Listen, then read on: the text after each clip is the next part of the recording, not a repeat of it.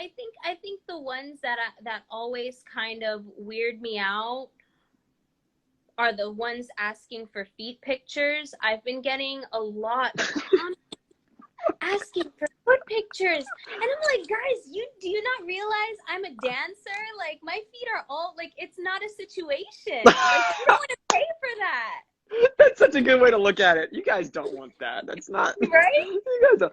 Yeah, I got that too, which really Really? surprised me. I've gotten that too, and I used to play soccer, so Mm-hmm. I got this one toe that just is not worth it. Yeah, that's so interesting. I haven't really I mean, I'm sure I could spend hours just reading your comments. Do you get any? Because this has been an issue on TikTok. This is like a pretty broad issue. So, with people judging you based on what you wear for your profession, because I would Oh, imagine that's something you deal with, and I was wondering how you cope with that, because you seem like a really positive person. I couldn't imagine you like getting angry or like lashing out. So I wonder how you deal with those kind of things. well, thank you, by the way, but I do definitely get upset. It's something that I typically handle behind the scenes, but it does disappoint me Mm. because the style of dance that I do is no different from salsa or ballet or figure skating.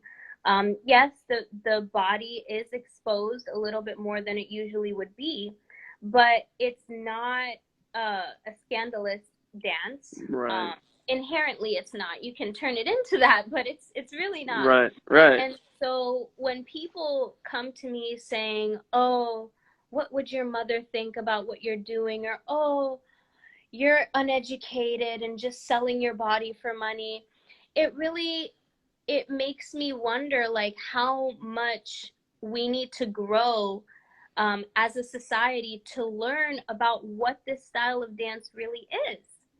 Um, Right.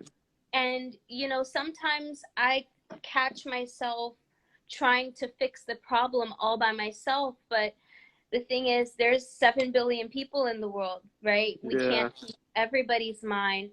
So it's just a matter of holding on to the positive and holding on to the people that support you. And the people that don't support you, they can find another channel. They can find another page that Yeah. suits them. Mm-hmm. Yeah, actually, it's funny you said support, because I was thinking about that, because you must have, like, it's a courageous thing that you do. So you must have, especially because I'm sure it's unfortunate, but I'm sure you expect some of these dumber, I'll call them dumber, I don't care, dumber people that are commenting this kind of stuff. You must have a really good support system. Do you have were your parents behind it? Because music and dance and all this kind of stuff is hard, especially if you're from a traditional background, to get behind. So I was wondering if you had a lot of support, because it seems like to me you do, and you have a good foundation. Thank you. Yes, my both of my parents are very supportive of my music career and being creative. Um, my dad wasn't really too supportive of the belly dancing, but he also didn't like stop me. He was just like, Right. okay, whatever, as long as you're being safe.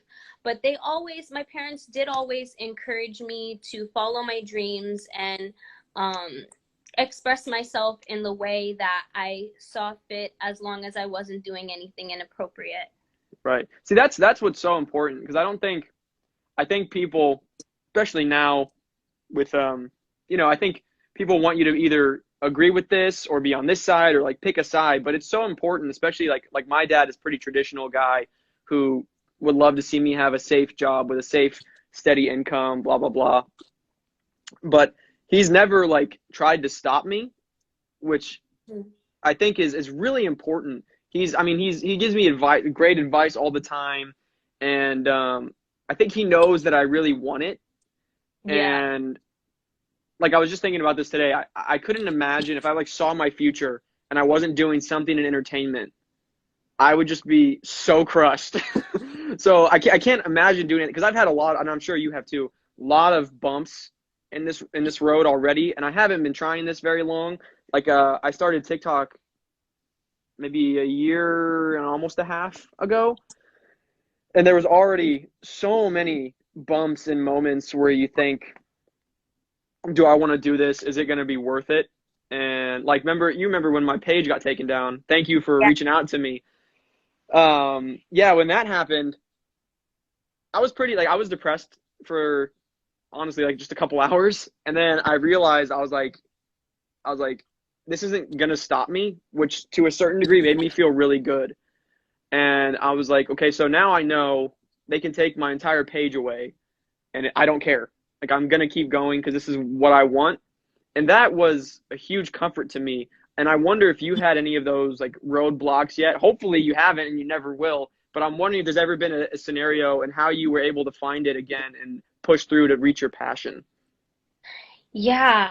Well, first of all, I want to say that can kind of put myself in your shoes when it comes to getting your page taken down, because I know for me, growing my platform on both TikTok and Instagram was a lot of work. And I can just imagine waking up one day and seeing my TikTok taken down. I would like, Yeah, that I was would probably exactly what happened cry. too.